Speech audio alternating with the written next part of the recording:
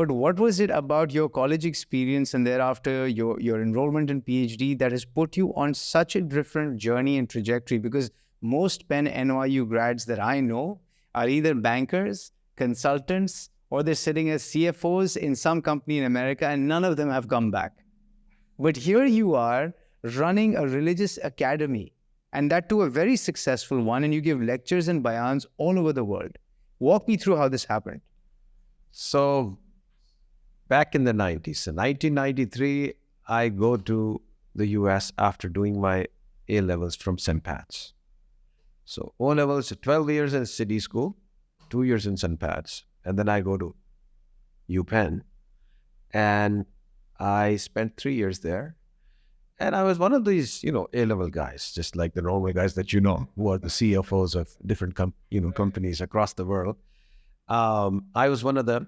Even I interviewed for some of these companies, Yeah. interviewed for CS First Boston and Bear Stearns and all of these companies who come to Penn. So I was like that. But a lot of people like me, they do change. I'm not the only one. There could be, I think, if not hundreds of thousands, at least thousands of people who go to universities abroad and they become older and then think about life and they choose a path. In choosing your path, then you have to have some sort of, guidance. I was fortunate at Penn. There was a very vibrant Muslim Students Association.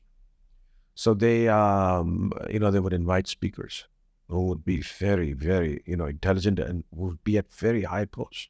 So there was a secretary of U.S. President Nixon, who was also a professor at Harvard, and who had accepted Islam. People like that who would come.